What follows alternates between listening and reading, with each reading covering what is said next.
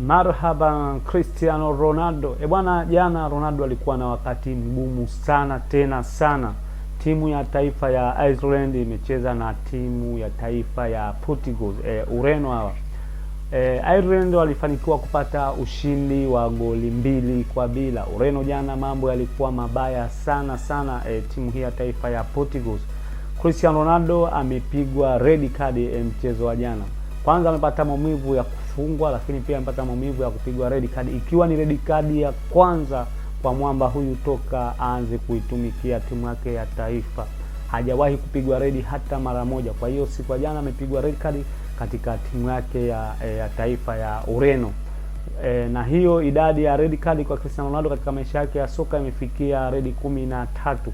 12 amezipata akiwa katika klabu, lakini na moja amepata akiwa katika timu yake ya taifa ambayo nimekuwa kwa mara ya kwanza siku ya jana. Kumbuka mchezo jana ulikuwa ni mgumu sana sana sana.